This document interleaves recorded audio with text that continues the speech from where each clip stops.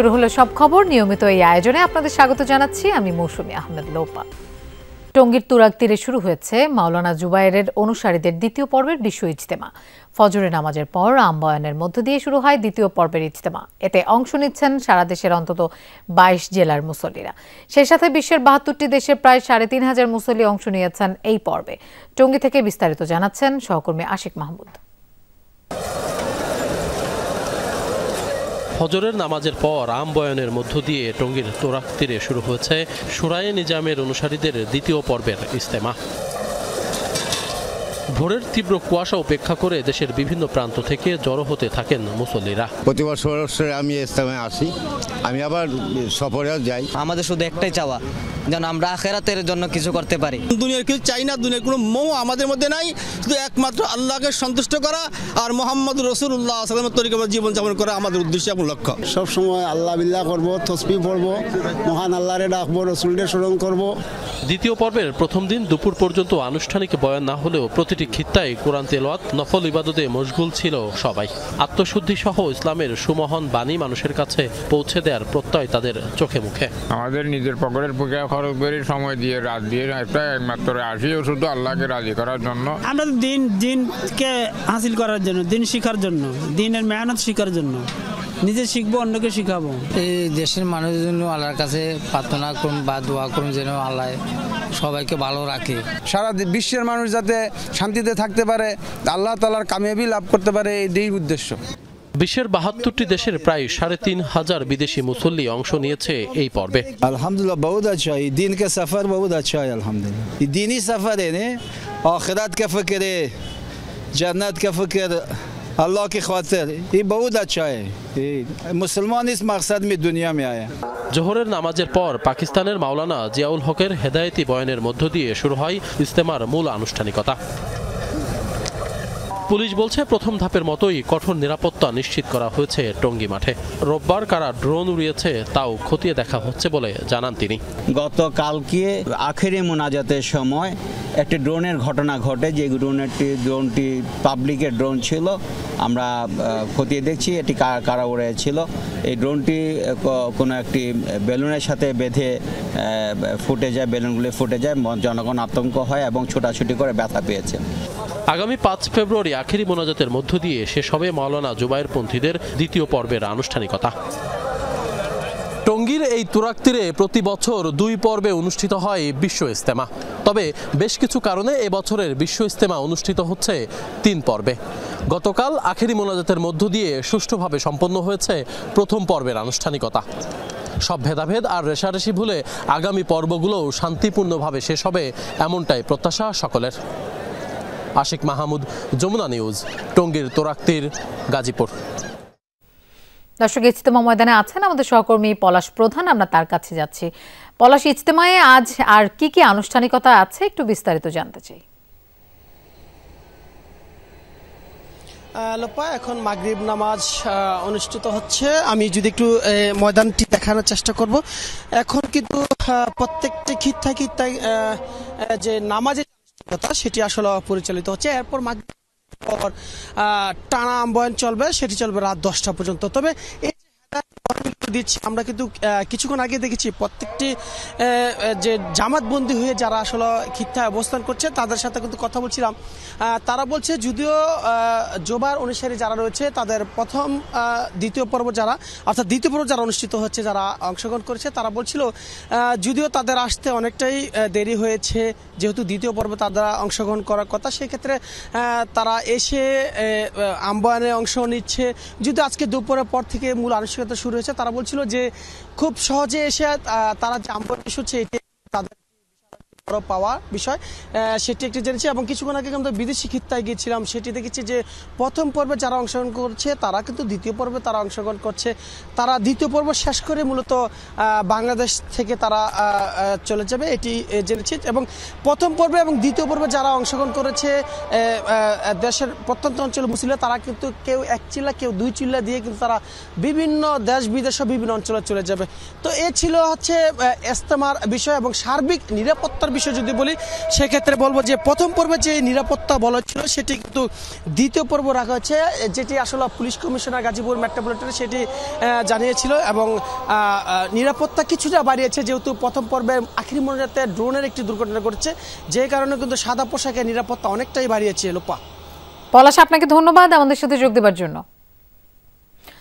দর্শক, দাবি আদায়ে মহাখালীতে রেল লাইন অবরোধ করেছে তিতুমির কলেজের শিক্ষার্থীরা। সহকর্মী শাকিল হাসান সেখানে আছেন, আমরা সরাসরি তার কাছে যাচ্ছি।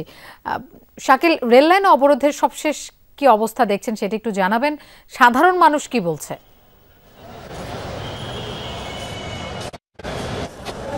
আজকে দুপুরের পর থেকে মহাখালীতে এই রেল ক্রসিংয়ে কিন্তু তিতুমির কলেজের শিক্ষার্থীরা বিশ্ববিদ্যালয়ের দাবিতে এই রেল ক্রসিং বন্ধ করে দিয়েছে এবং এই রেল ক্রসিং বন্ধ করে দেওয়ার ফলে ঢাকার সঙ্গে সারা দেশের রেল যোগাযোগ কিন্তু আপাতত বন্ধ আছে।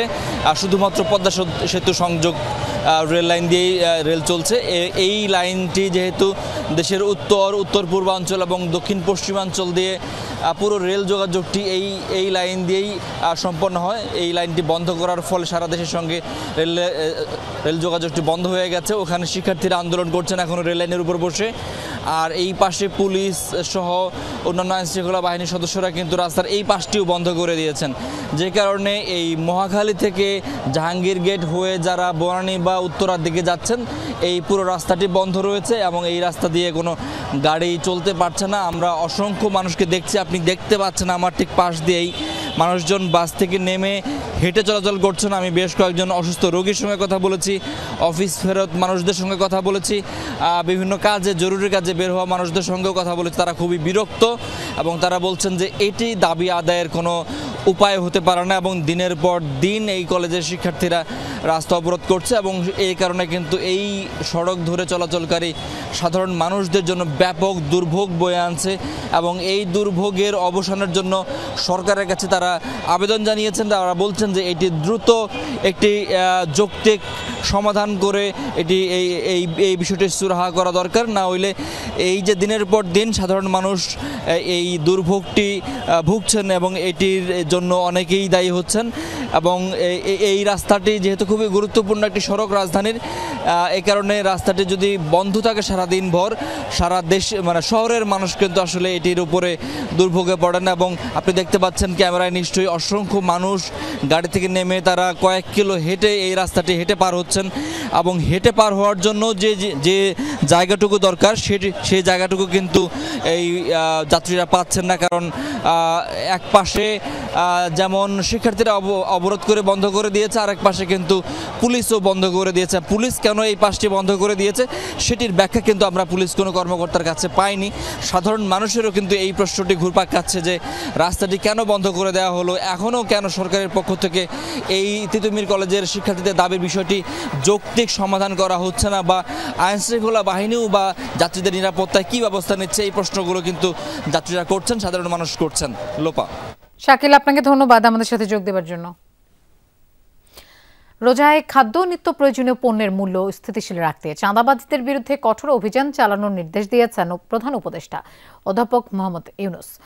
রাষ্ট্রীয় অতিথি ভবন যমুনায় আইনশৃঙ্খলা পরিস্থিতি পর্যালোচনায় উচ্চ পর্যায়ের এক বৈঠকে এই নির্দেশ দেন তিনি। বৈঠকে নিরাপত্তা প্রধানদের আইনশৃঙ্খলা নিবিড়ভাবে পর্যবেক্ষণে কমান্ড সেন্টার স্থাপনের নির্দেশ দেন প্রধান উপদেষ্টা। তিনি জানান, পতিত স্বৈরাচার শেখ হাসিনার অনুসারীরা বিশৃঙ্খলা সৃষ্টি ও বিভ্রান্তি ছড়াতে বিপুল অর্থ ব্যয় করছে। এ বিষয়ে সবাইকে সজাগ থাকার নির্দেশ দেন প্রধান উপদেষ্টা। সবাইকে এই বিভ্রান্তিমূলক তথ্যের বিরুদ্ধে লড়াই করার আহ্বান জানান তিনি। প্রতিটি নাগরিকের মানবাধিকার রক্ষার পাশাপাশি ধর্মীয় বা জাতিগত সংখ্যালঘুদের উপর যে কোনো আক্রমণ প্রতিরোধে বিশেষ ব্যবস্থা নেওয়ার নির্দেশ দেন প্রধান উপদেষ্টা।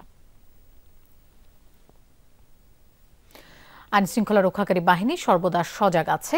আওয়ামী লীগ ষড়যন্ত্র করে লাভ হবে না বলে মন্তব্য করেছেন যুব ক্রীড়া উপদেষ্টা আসিফ মাহমুদ। পরিস্থিতি বিবেচনায় শিক্ষার্থী সহ সকলকে শান্ত থাকার আহ্বান জানিয়েছেন তথ্য উপদেষ্টা নাহিদ ইসলাম। হয়তো একটি ইতিবাচক সমাধানের দিকে যাবে, সেই প্রক্রিয়া চলমান। আমি বলবো যে তিতুমির কলেজের শিক্ষার্থীদেরকেও ধৈর্য ধারণ করার এবং তাদের শিক্ষা জীবন এবং তাদের শিক্ষা প্রতিষ্ঠানের প্রতিও সরকার আন্তরিক এবং দায়িত্বশীল। কিন্তু এই মুহূর্তে হয়তো অনেক কিছু করা সম্ভব না, তো জনভোগান্তি না করে আমরা যাতে সেই বিষয়টা মাথায় রাখি আশা করি সবার জন্য ভালো কিছু হবে।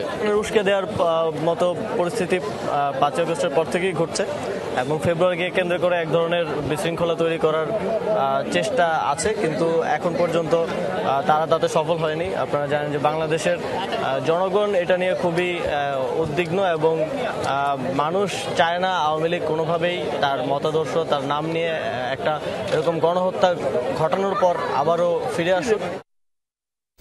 শেখ হাসিনা অবাধ ও সুষ্ঠু নির্বাচন না দিয়ে বন্দুক ব্যবহার করেছে। ভোট নিয়ে জনগণের দুঃসহ স্মৃতি যেন দূর হয় সেজন্য অবাধ নির্বাচনের দাবি বিএনপির। এই কথা বলেছেন দলটির সিনিয়র যুগ্ম মহাসচিব রুহুল কবির রিজভী। দুপুরে চন্দ্রিমা উদ্যানে বিএনপির প্রতিষ্ঠাতা জিয়াউর রহমানের সমাধিতে শ্রদ্ধা নিবেদন শেষে এসব কথা বলেন তিনি। মুন্সিগঞ্জ জেলা বিএনপির নবগঠিত আহ্বায়ক কমিটির নেতৃবৃন্দকে নিয়ে শ্রদ্ধা জানান রিজভী আহমেদ।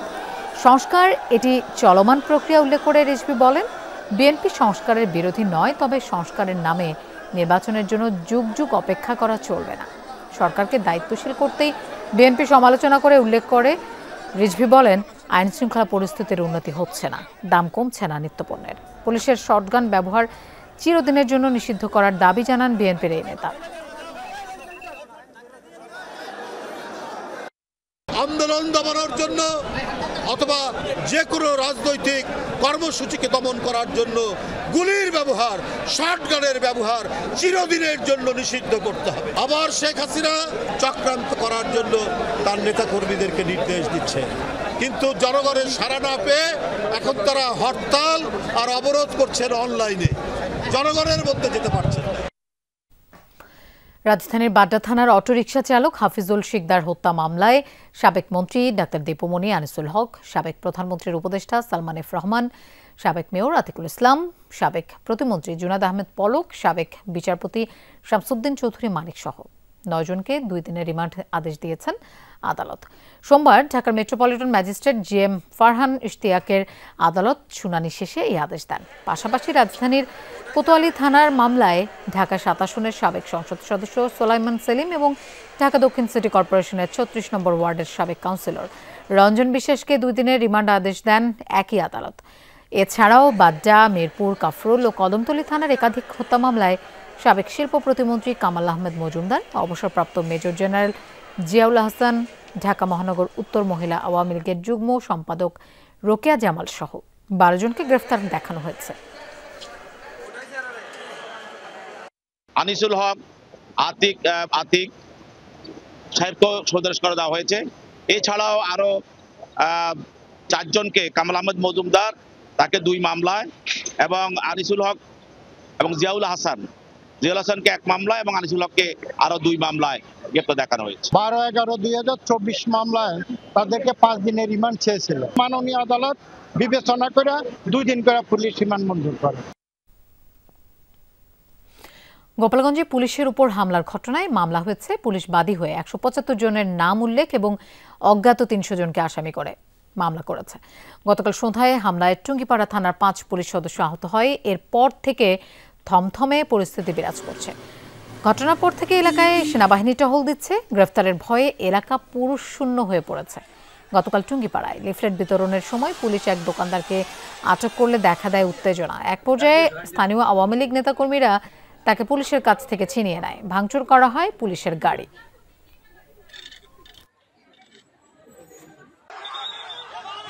পাবনায় গ্রেফতারকৃত এক আওয়ামী লীগ নেতাকে পুলিশের গাড়ি থেকে ছিনিয়ে নেওয়ার ঘটনায় মামলা হয়েছে।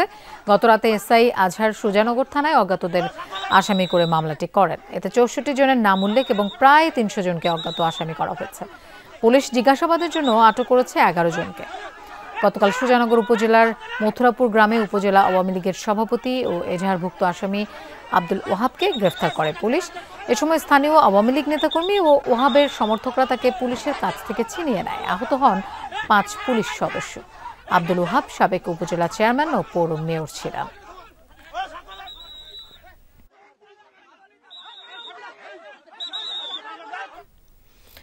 এমন একটি নির্বাচন প্রয়োজন যেখানে স্বস্তিতে ভোট দিতে পারবেন ভোটাররা, এমনটাই বলেছেন জামায়াতে ইসলামীর আমির ডাক্তার শফিকুর রহমান।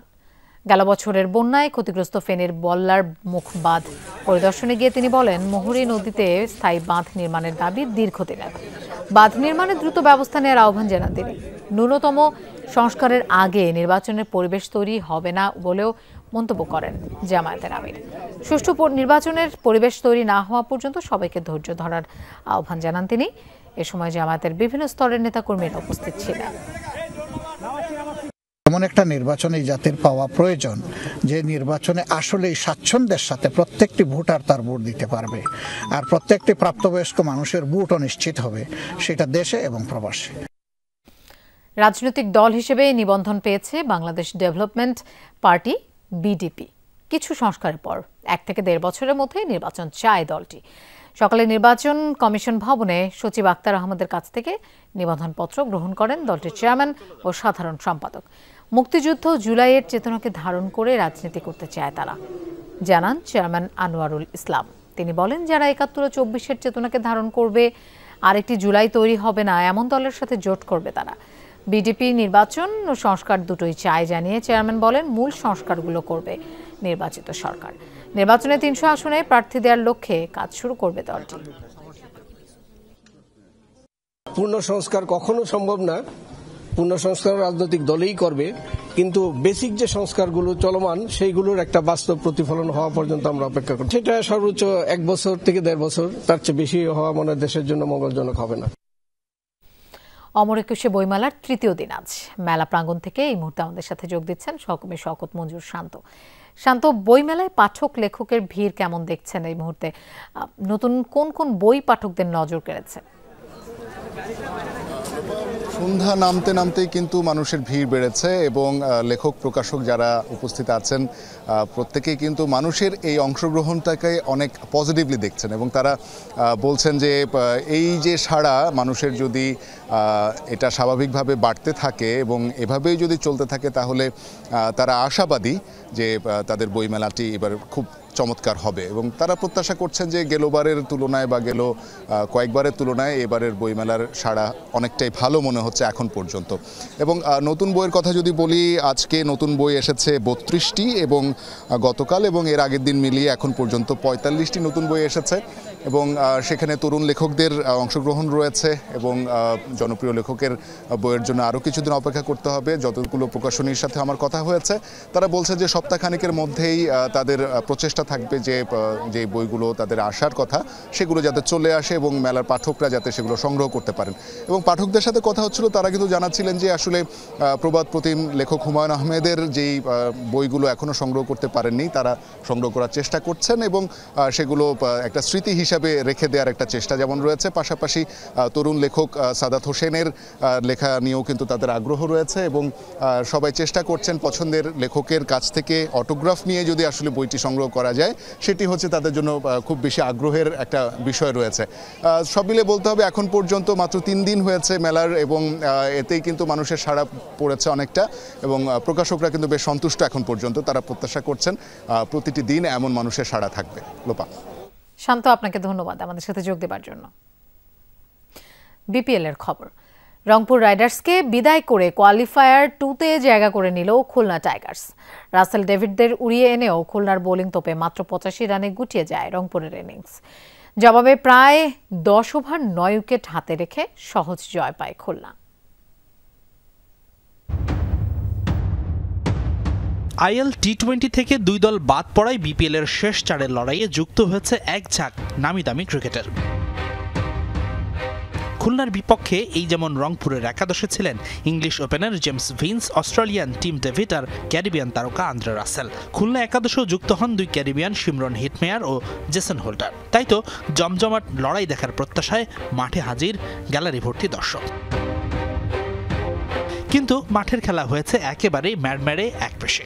টস জিতে রংপুর আগে ব্যাটিং করতে নেমে মিরপুরের স্লো উইকেটে নাকাল হয় নাসুম আহমেদ ও মেহেদী হাসান মিরাজের স্পিনে। 0 রানে সৌম্য রান আউট হলে প্রথম ধাক্কা খায় দলটি। এরপর সমান 1 রান করে জেমস ভিন্স ও শেখ মেহেদীকে ফেরান নাসুম। আর 3 নম্বরে নেমে সাইফ হাসান 4 রান করে মিরাজের স্পিনে কাটা পড়লে 13 রানে 4 উইকেট হারিয়ে চরম বিপাকে পড়ে দলটি। এমন পরিস্থিতিতে ক্রিজে নামার কথা ছিল টিম ডেভিড ও আন্দ্রে রাসেলের, কিন্তু খুলনার 3 স্পিনারকে এড়াতেই নামানো হয় সাইফুদ্দিন ও সোহানকে। অধিনায়ক লড়াই করলেও সাইফুদ্দিন 8 রানে ফিরলে সফল হয়নি সেই পরিকল্পনা। শেষ পর্যন্ত স্পিনে পরাস্ত হন দুজনেই। টিম ডেভিড 9 বলে 7 রান করে প্রথমবার বিপিএল খেলতে নেমে নাসুমের স্পিনে কাটা পড়েন, আর আন্দ্রে রাসেল 4 রান করে নওয়াজের স্পিনে বোল্ড হলে 50 রানে 7 উইকেট হারায় রংপুর। শেষ পর্যন্ত সোহানের 23 আর পেসার আকিফ জাভেদের 18 বলে 32 রানের কেমিওতে মাত্র 85 রানে অল আউট হয় রংপুর রাইডার্স। ছোট পুঁজি তাড়া করতে নেমে শুরুটা ভালো হয়নি খুলনার। ওপেনিংয়ে নেমে ডাক মেরে ফেরেন অধিনায়ক মিরাজ, তবে ভাগ্য সহায় ছিল দলটির। নাহিদ রানার একই ওভারে নাইম শেখের ক্যাচ ছাড়েন শেখ মেহেদি ও আকিফ জাভেদ। সুযোগ কাজে লাগিয়ে ইনফর্ম নাইম 48 আর অ্যালেক্স রোজ 29 রান করে অপরাজিত থাকলে 9 উইকেটের বড় জয় ফাইনালের স্বপ্ন বাঁচিয়ে রাখে খুলনা। সমস্যায় জর্জরিত এবারের বিপিএলে যা কিছু ভালো ছিল তার মধ্যে অন্যতম প্রধানটি ছিল এবারকার উইকেট। কিন্তু এলিমিনেটরের ম্যাচে যে ধরনের মন্থর এবং টার্নিং উইকেটটা খেলা হলো সেটা কিন্তু এবারের বিপিএলের ইমেজের সাথে একেবারেই যায় না। এই উইকেট এলিমিনেটরের জন্য উপযুক্ত নয় সেটা বললে মোটেও বাড়াবাড়ি হবে না। হাসানুর রহমান, যমুনা স্পোর্টস মিরপুর, শেরেবাংলা জাতীয় ক্রিকেট স্টেডিয়াম, ঢাকা। জ্ঞান ও বিদ্যার আশীর্বাদ নিয়ে মর্তে আবির্ভাব দেবী সরস্বতীর। ফুল প্রসাদ আর মন্ত্রজপে সকালে দেবীর পূজা শুরু হয় ঢাকা বিশ্ববিদ্যালয়ের জগন্নাথ হলের মাঠে। সেখানে অর্ধশতাধিক মণ্ডপে দেবীর কাছে জ্ঞান ও বিদ্যার প্রার্থনা করেন সনাতন ধর্মাবলম্বীরা। পূজা পরিদর্শনে আসেন 2 উপদেষ্টা। এ সময় আন্দোলনরত শিক্ষার্থীদের ধৈর্য ধরার আহ্বান জানিয়েছেন উপদেষ্টা নাহিদ ইসলাম। বিদ্যা, বুদ্ধি, জ্ঞান ও সুরের মহিমা তারই দীক্ষা। মাঘ মাসের শুক্লপক্ষের পঞ্চমী তিথিতে রাজহংসে চড়ে মর্তে আসেন দেবী সরস্বতী। ভক্তকুলে ছড়িয়ে দেন জ্ঞান ও সুরের আশীর্বাদ। বসন্ত পঞ্চমীতে দেবী সরস্বতীর আবির্ভাব ঘিরে সকাল থেকেই ঢাকা বিশ্ববিদ্যালয়ের জগন্নাথ হলের মাঠে এই আয়োজন। সকাল 8:45 থেকেই দেবী অর্চনা ও মন্ত্রপাঠের মধ্য দিয়ে শুরু হয় দেবী বন্দনা। ফুল প্রসাদ দিয়ে দেবীকে সন্তুষ্ট করতে চলে মন্ত্রজপ। জগন্নাথ হল মাঠের 72টি মণ্ডপে দেবীর কাছে জ্ঞান প্রাপ্তির প্রার্থনা করেন ভক্তকুল। ঢাকা বিশ্ববিদ্যালয়ের প্রতিটি অনুষদের পক্ষ থেকেই মণ্ডপ স্থাপন করা হয়। মণ্ডপ সজ্জায় ছিল সৃজনশীলতার ছোঁয়া। এবার সরস্বতী মায়ের কাছে প্রার্থনা যেন বিদ্যা বুদ্ধি জ্ঞানে পরিপূর্ণ হতে পারি। এবারের অ্যাডমিশন ক্যান্ডিডেট তো আমি, এবার মানে যাতে কোথাও কোনো একটা ভালো ইউনিভার্সিটিতে যাতে হয় সেই প্রার্থনাই মার কাছে করব। বিবেকবোধ, জ্ঞান সব কিছুতে, লেখাপড়া সব কিছুতে দিক দিয়ে যাতে ভালো কিছু করতে পারি। দেবী সরস্বতীর পায়ে পুস্তক রেখে জ্ঞান লাভের প্রার্থনা করেন অনেক ভক্ত। অনেক শিশুর জ্ঞানের হাতে খড়িও হয় এখানে। বিশ্বাস, দেবী উজাড় করে দেবেন জ্ঞান ও বিদ্যার আশীর্বাদ। শিক্ষা দীক্ষায় যেন আমরা সত্যিকারের মানুষ হয়ে উঠি। ও যাতে বড় হয়ে বলতে পারে যে ওর কোনো সীমাবদ্ধতা নাই, যেগুলো আমরা ফেস করেছি। আমাদের যে স্বপ্নগুলো আছে, আমরা ভালো একটা জায়গায় চাকরি করতে পারি, বা আমাদের যে ব্যবসার ক্ষেত্রে বলেন বা সবার যে স্বপ্নগুলো আছে সেগুলো যেন পূরণ হয়। এক পর্যায়ে জগন্নাথ হল মাঠের পূজা মণ্ডপ পরিদর্শনে আসেন তথ্য ও সম্প্রচার উপদেষ্টা এবং ক্রীড়া উপদেষ্টা। সনাতন ধর্মাবলম্বীদের সরস্বতী পূজার শুভেচ্ছা জানান তারা। সে সঙ্গে দেশের শৃঙ্খলা রক্ষায় সকলকে ধৈর্যশীল হওয়ারও আহ্বান জানান। তিতুমির কলেজের শিক্ষার্থীদেরকেও ধৈর্য ধারণ করার এবং তাদের শিক্ষা জীবন এবং তাদের শিক্ষা প্রতিষ্ঠানের প্রতিও সরকার আন্তরিক এবং দায়িত্বশীল। কিন্তু এই মুহূর্তে হয়তো অনেক কিছু করা সম্ভব না, তো জনভোগান্তি না করে আমরা যাতে সেই বিষয়টা মাথায় রাখি। সরস্বতী পূজার কথাটা শুনলে ছোটবেলার কথা মনে পড়ে। আমরা স্কুল থেকে এই পূজা উদযাপন করা, এই পূজাকে নিয়ে একটা যে উৎসবমুখর পরিবেশ সেটা দেখে এসেছি। পুষ্পাঞ্জলির মাধ্যমে শেষ হয় পূজা পাঠ। তবে শুধু এই বসন্ত পঞ্চমীতেই নয়, বিনা হাতে শ্বেত শুভ্র দেবী সরস্বতী সবাইকে আশীর্বাদ বর্ষণ করুন সারাটি জীবন, এই প্রার্থনা সনাতন ধর্মাবলম্বীদের। কারো প্রত্যাশা পরীক্ষায় ভালো ফলাফল, কারো বা একটা ভালো চাকরি। সব মিলিয়ে বিদ্যা, বুদ্ধি, জ্ঞান এবং সুরে দেবী সরস্বতী যেন ভক্তদেরকে ভরিয়ে দেন সেই প্রত্যাশা, সেই প্রার্থনা সনাতন ধর্মাবলম্বীদের। সুমাইয়া ঐশী, যমুনা নিউজ, ঢাকা। বিদ্যার দেবীর আরাধনায় রাজধানীর রমনা কালী মন্দিরেও উদযাপিত হচ্ছে সনাতন ধর্মাবলম্বীদের অন্যতম ধর্মীয় উৎসব সরস্বতী পূজা। সকালে কালী মন্দির প্রাঙ্গণে বিভিন্ন শিক্ষা প্রতিষ্ঠান ও সংগঠনের পক্ষ থেকে স্থাপন করা হয় বেশ কয়েকটি মণ্ডপ। আলাদা আলাদা এসব মণ্ডপে প্রতিমা স্থাপন করে অঞ্জলি প্রদান করেন সনাতন ধর্মাবলম্বীরা। বিদ্যা ও জ্ঞানের দেবী সরস্বতীর আশীর্বাদ লাভের জন্য ব্যাপক উৎসাহের সঙ্গে এই পূজায় অংশ নেয় শিক্ষার্থীরা। সনাতন ধর্মাবলম্বী ছোট বড় সকলের অংশগ্রহণে উৎসব মুখর হয়ে ওঠে পূজা প্রাঙ্গণ। দুপুরে কালী মন্দিরে বাণী অর্চনায় অংশ নিয়ে প্রাথমিক ও গণশিক্ষা উপদেষ্টা অধ্যাপক বিধান রঞ্জন রায় বলেন, সরস্বতী পূজা ধর্ম বর্ণ নির্বিশেষে সকলকে আনন্দ উদযাপনের সুযোগ করে দেয়।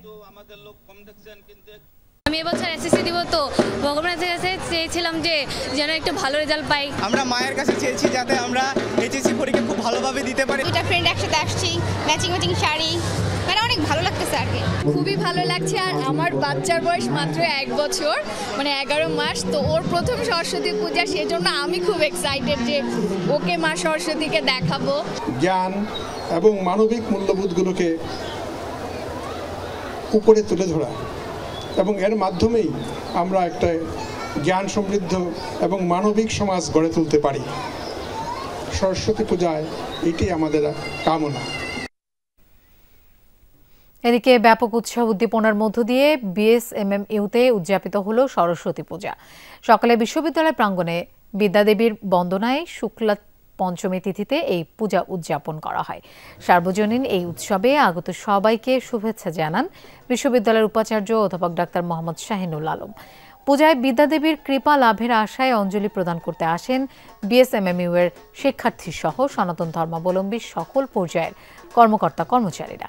রাত 10টা 29 সাংস্কৃতিক অনুষ্ঠানের মধ্য দিয়ে শেষ হবে সরস্বতী পূজার আনুষ্ঠানিকতা। রাজধানীর তুরাগে ইতালিয়ান নাগরিকের খোয়া যাওয়া পাসপোর্ট, ফোন ও গুরুত্বপূর্ণ নথি উদ্ধার করেছে পুলিশ। এ ঘটনায় ছিনতাইকারী দলের একজনকে গ্রেফতার করা হয়। পুলিশ জানায়, ভ্রমণের কাজে বাংলাদেশে আসেন ইতালির নাগরিক তানিয়া নূর। হযরত শাহজালাল আন্তর্জাতিক বিমানবন্দরে পৌঁছানোর পর ইন্টারনেট সংযোগ না পেয়ে দাঁড়িয়ে থাকা মোটরসাইকেল ভাড়া করেন। নির্ধারিত গন্তব্যে না গিয়ে মোটরসাইকেল চালক ইতালির নাগরিকের পাসপোর্ট, টাকা, ফোন সহ গুরুত্বপূর্ণ নথি ছিনতাই করে। পরে স্থানীয়দের সহযোগিতায় পুলিশের সহায়তায় চান তিনি। পুলিশ সিসি ক্যামেরার ফুটেজ পর্যবেক্ষণ করে অভিযুক্ত ছিনতাইকারীকে গ্রেফতার করে। এ ঘটনায় পুলিশের ভূয়সী প্রশংসা করেন ভুক্তভোগী ইতালির নাগরিক। রাজধানীতে হাত পা বেঁধে 5 জন মিলে ধর্ষণের পর হত্যা করা হয় 8ম শ্রেণীর এক কিশোরীকে। পরে মরদেহ ফেলে দেওয়া হয় হাতের ঝিলে। এ ঘটনায় জড়িত রবিন ও রাব্বি মৃধা নামের 2 জনকে গ্রেফতার করেছে পুলিশ। অভিযুক্ত আরও 3 জনকে ধরতে অভিযান চলছে। পুলিশ বলছে, অভিযুক্তরা আগেও একই ধরনের অপরাধে যুক্ত ছিল। কেনাকাটার কথা বলে গত 16 জানুয়ারি বাসা থেকে বের হয় 8ম শ্রেণীর ছাত্রী। এরপর থেকেই নিখোঁজ রাজধানীর দক্ষিণখানের বাসিন্দা সেই কিশোরী। রবিবার তার অর্ধগলিত মরদেহ হাতির ঝিল থেকে উদ্ধার করে পুলিশ। কিন্তু কারা হত্যা করে সেই কিশোরীকে? মুঠোফোনের নম্বর ধরেই তদন্তে নামে পুলিশের উত্তরা জোনের কর্মকর্তারা। 30 জানুয়ারি গ্রেপ্তার করা হয় রবিন নামের এক যুবককে। তাকে জিজ্ঞাসাবাদে বেরিয়ে আসে চাঞ্চল্যকর তথ্য। গ্রেপ্তার করা হয় রাব্বি মৃধা নামে আরও একজনকে। পুলিশের কাছে আসামিরা স্বীকার করেন, হাত পা বেঁধে 5 জন মিলে কিশোরীকে মহাখালীর একটি বাসায় ধর্ষণ করেন তারা। মেয়েটাকে একটা ট্র্যাপে ফেলে, ভিকটিমকে, এবং তাকে আলভি নামে একজন সাসপেক্টের কথা এখানে বলা হয়েছে। আলভির বাসায় তাকে নিয়ে আসার পর তারা এখানে তাকে রেপ করে এবং মুখে কাপড় গুজে, এবং এর ফলে সে তার শ্বাস বন্ধ হয়ে সে ওখানে মৃত্যুবরণ করে। মৃত্যু নিশ্চিত হওয়ার পর মরদেহ বস্তাবন্দি করে ঘটনার দিন রাতে হাতিরঝিলের পুলিশ প্লাজা সেতু থেকে নিচে ফেলে দেওয়া হয়। অভিযুক্ত রবিন পেশায় গাড়ি চালক। ফেসবুকের মাধ্যমে রবিনের সাথে পরিচয় হয় নিহত কিশোরীর। যে চালের বস্তা, সেটাতে তাকে পুরে, এবং সে একাধিক কমিউনিকেশন তারা ব্যবহার করে, ট্রান্সপোর্ট, যেন বুঝতে না পারে যে তাকে এই ইয়েটাকে কোথায় নিয়ে যাওয়া হচ্ছে, এবং তাকে হাতিরঝিলে ডুবাই ফেলে দেয়, লেকে ফেলে দেয়। ট্র্যাপটা আসলে কি ধরনের ট্র্যাপ সেটা এখনো পর্যন্ত আমরা বলতে যাচ্ছি না আপনাদেরকে, কারণ এই যে ঘটনাটা, এটার সঙ্গে আমরা আরও অনেকের সংস্পর্শ বা সংযোগ আছে বলে আমরা সন্দেহ করছি। তারা এই ধরনের ঘটনা পুরোপুরি ঘটিয়েছে এরকম স্বীকার করেনি, কিন্তু তারা ছোটোখাটো এই ধরনের বদভ্যাস ছিল তারা প্রাথমিকভাবে আমাদের কাছে স্বীকার করেছে।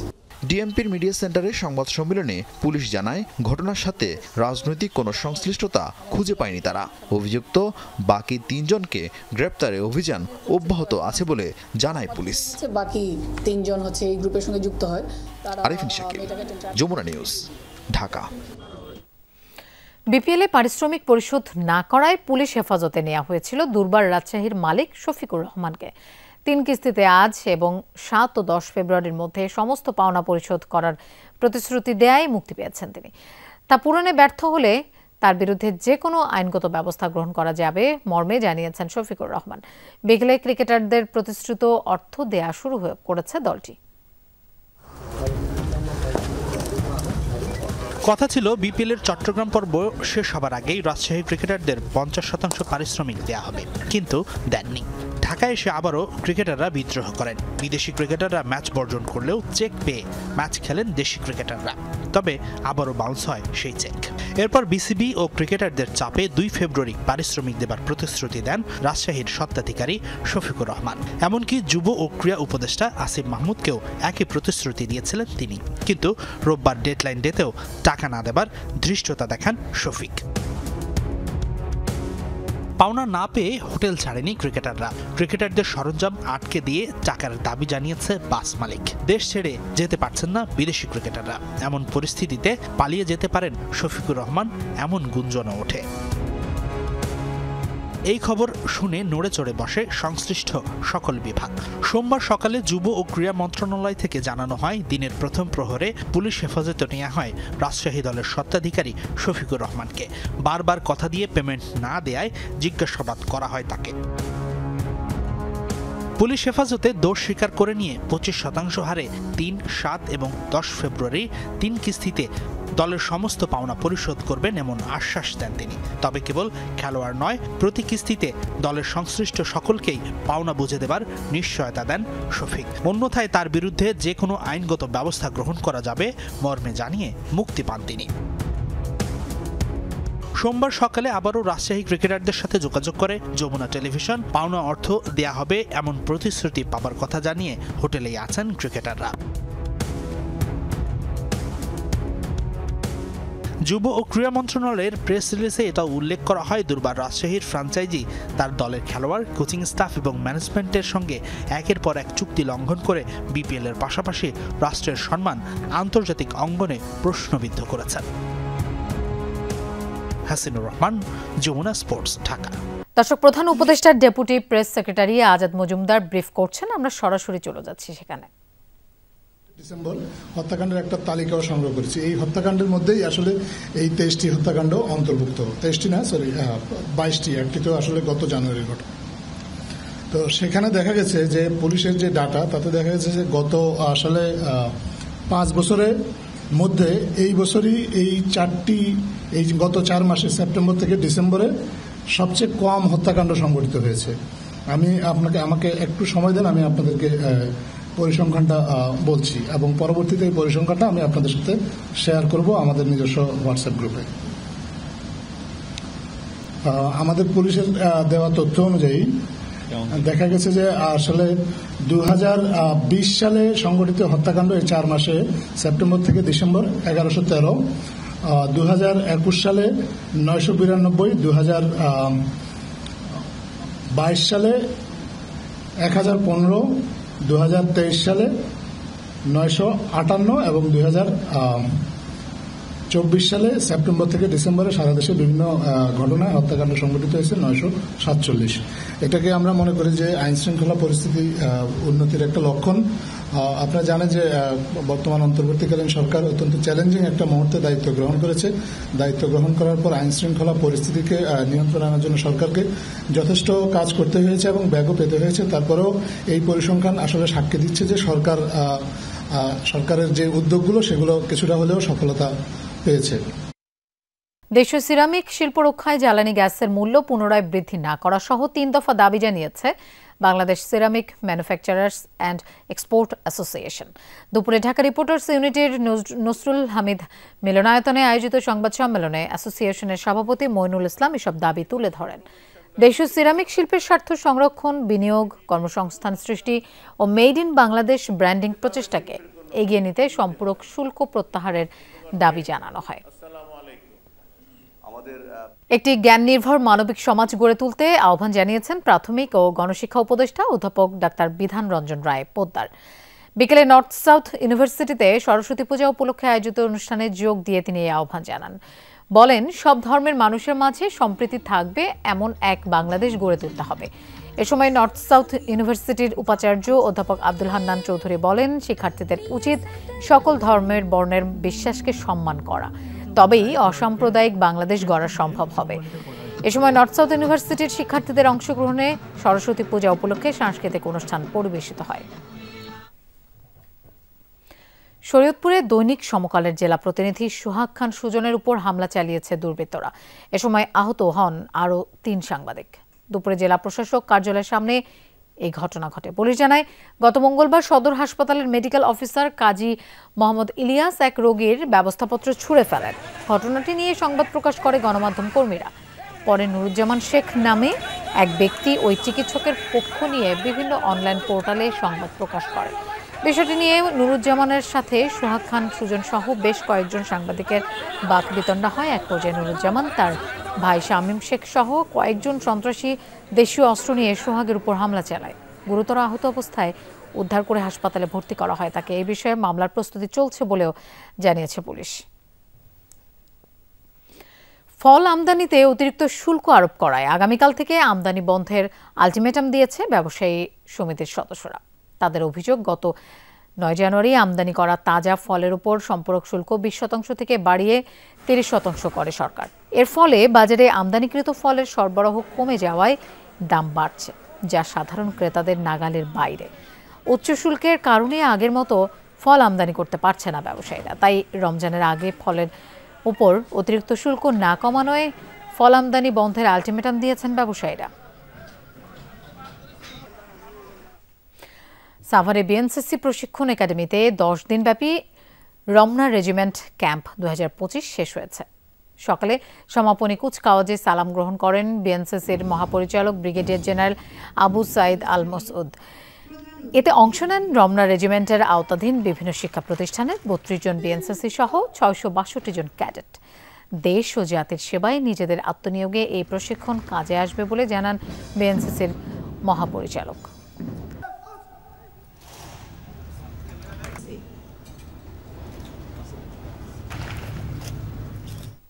দর্শক, এই ছিল আজকে সব খবরের আয়োজনে। আর এতক্ষণ সাথে থাকার জন্য ধন্যবাদ সবাইকে।